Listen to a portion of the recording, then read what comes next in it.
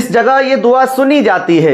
उस जगह अल्लाह अपनी रहमतों के दरवाजे खोल देता है और उस जगह अल्लाह अपनी रहमतें बरसाना शुरू कर देता है। जो हमारे भाई या हमारी इस्लामी रिश्ते की माँ और बहनें अगर हमारी इस वीडियो को देख रहे हैं तो मैं उनसे गुजारिश करता हूं कि वो हजरात इस दुआ को पूरा मुकम्मल जरूर देखें, क्योंकि बीच में अधूरा सुनने से पूरा फायदा नहीं मिल पाता है। ये इतनी पावरफुल दुआ है, इसको सुनने के बाद आपके तमाम मसले हल हो जाएंगे, आपकी जिंदगी में एक नई बहार आने लगेगी, आपकी किस्मत ऐसे चमक जाएगी जैसे आसमान पर सितारा चमकता है। ये दुआ इतनी पावरफुल दुआ है, इसको सुनने के बाद आपके तमाम मसले हल हो जाएंगे। तो हमारे लाने का मकसद सिर्फ यही रहता है, जो हमारे भाई परेशान हाल रहते हैं कि जिनके कारोबार नहीं चल पाते, दुकान और मकान में बरकतें नहीं हो पाती, या दुश्मन उनका पीछा नहीं छोड़ पाता, तो आप इस चीज से भी बेफिक्र हो जाएं, क्योंकि इस दुआ को सुनने के बाद आपके तमाम मसले हल हो जाएंगे।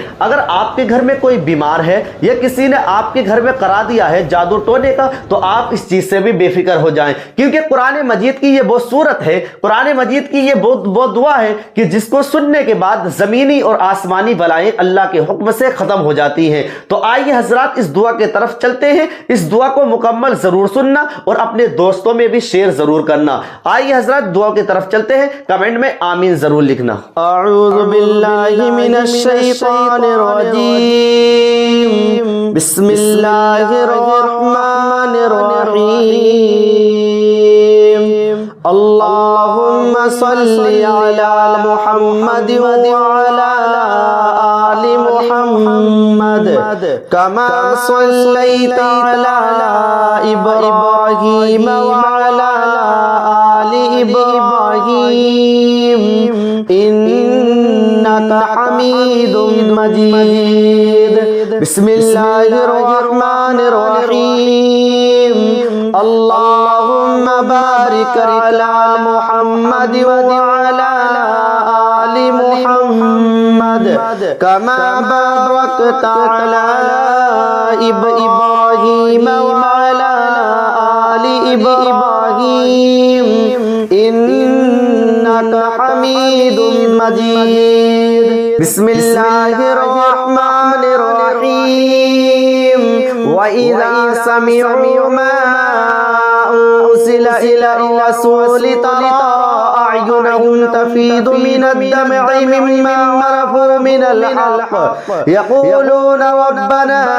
आमन्ना फक्तुबना मअश-शाहिदीन वमा लना ला नु'मिनु बिल्लाहि वमा जाअना मिनल हक़्क़ि व नत्मअु अन युदखिलना रब्बुना मअल क़ौमिस-सालिहीन फ़असाबहुम अल्लाहु बिमा क़ालू जन्नातिन तजरी मिन तहतिहल अनहारु खालिदीन फीहा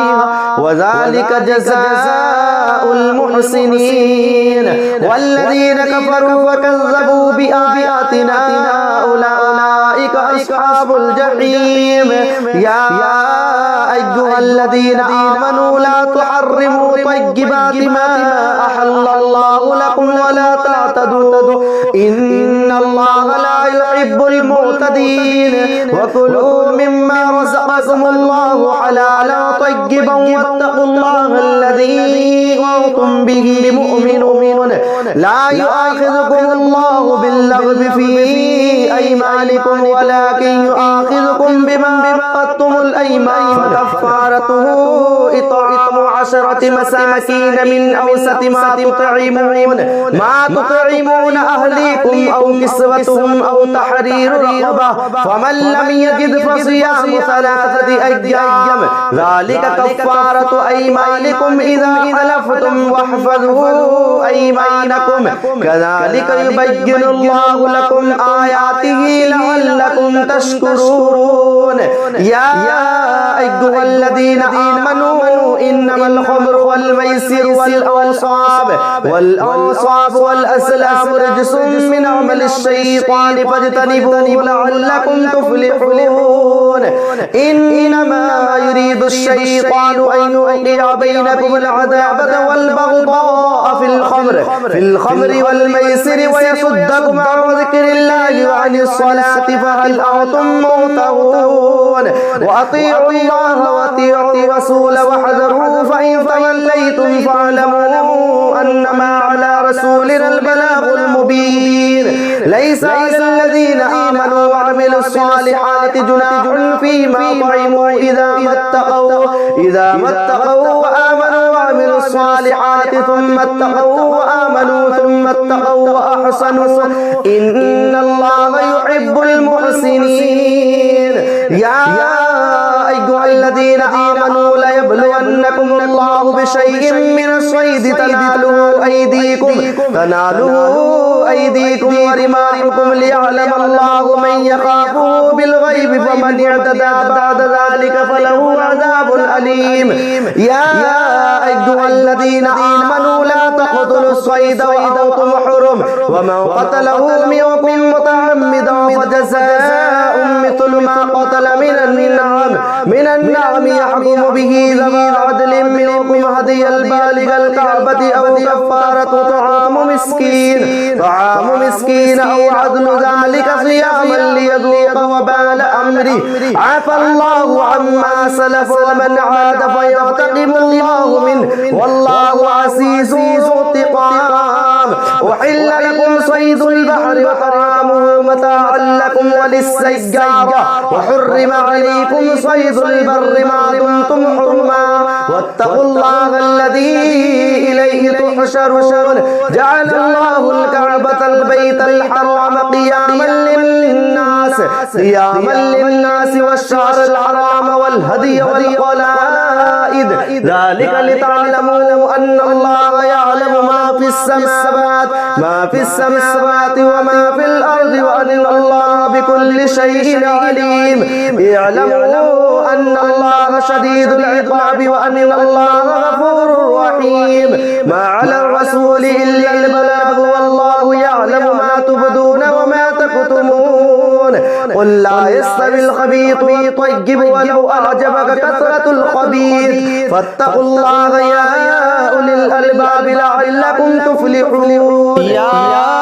أيها الذين آمنوا لا تسألوا عن أشياء إن تبد لكم تسؤكم وإن تسألوا عنها حين ينزل القرآن تبد لكم عفى الله عنها والله غفور حليم قد سألها قوم من قبلكم ثم أصبحوا بها كافرين ما جعل الله من بحيرة ولا سائبة ولا وصيلة ولا حام ولكن الذين كفروا يفترون على الله الكذب وأكثرهم لا يعقلون وإذا قيل لهم تعالوا إلى ما أرسل الله وإلى الرسول قالوا حسبنا ما وجدنا عليه آباءنا أولو كان آباؤهم لا يعلمون شيئا ولا يهتدون يا أيها الذين آمنوا عليكم أنفسكم لا يضركم من ضل إذا اهتديتم إلى الله مرجعكم جميعا فينبئكم بما كنتم تعملون يا أيها الذين آمنوا شهادة بينكم إذا حضر أحدكم الموت حين الوصية اثنان ذوي عدل منكم أو آخران من غيركم إن أنتم ضربتم في الأرض فأصابتكم مصيبة الموت تحبسونهما من بعد الصلاة فيقسمان بالله إن ارتبتم لا نشتري به ثمنا قليلا ولو كان ذا قربى ولا نكتم شهادة الله إنا إذا لمن الآثمين فإن عثر على أنهما استحقا إثما فآخران يقومان مقامهما من الذين استحق عليهم الأوليان فيقسمان بالله لشهادتنا أحق من شهادتهما وما اعتدينا إنا إذا لمن الآثمين ذلك أدنى أن يأتوا بالشهادة على وجهها أو يخافوا أو ترد أيمان بعد أيمانهم واتقوا الله واسمعوا والله لا يهدي القوم الفاسقين يوم يجمع الله الرسل فيقول ماذا أجبتم قالوا لا علم لنا إنك أنت علام الغيوب إذ قال الله يا عيسى ابن مريم اذكر نعمتي عليك وعلى والدتك إذ أيدتك بروح القدس تكلم الناس في المهد وكهلا ومن الصالحين وإذ علمتك الكتاب والحكمة والتوراة والإنجيل وإذ تخلق من الطين كهيئة الطير بإذني فتنفخ فيها فتكون طيرا بإذني وتبرئ الأكمى والأبرص بإذني وإذ تخرج الموتى بإذني وإذ كففت بني إسرائيل عنك إذ جئتهم بالبينات فقال الذين كفروا منهم إن هذا إلا سحر مبين وإذ أوحيت إلى الحواريين أن آمنوا بي وبرسولي قالوا آمنا واشهد بأننا مسلمون إذ قال الحواريون يا عيسى ابن مريم هل يستطيع ربك أن ينزل علينا مائدة من السماء قال اتقوا الله إن كنتم مؤمنين قالوا نريد أن نأكل منها وتطمئن قلوبنا ونعلم أن قد صدقتنا ونكون عليها من الشاهدين قال عيسى ابن مريم اللهم ربنا أنزل علينا مائدة من السماء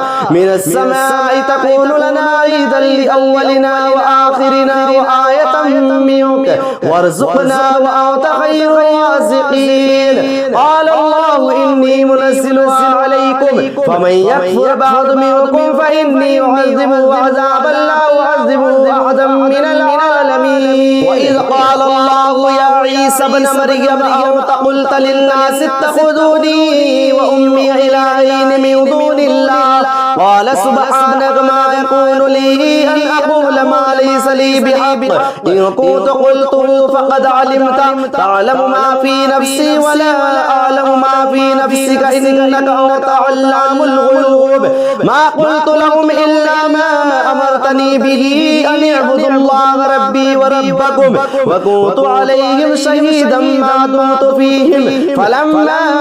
توفيتني كنت أنت الرقيب عليهم وأنت على كل شيء شهيد إن تعذبهم فإنهم عبادك وإن تغفر لهم فإنك أنت العزيز الحكيم قال الله هذا يوم ينفع الصادقين صدقهم لهم جنات تجري من تحتها الأنهار خالدين فيها أبدا رضي الله عنهم ورضوا عنه ذلك الفوز العظيم لله ملك السماوات والأرض وما فيهن وهو على كل شيء قدير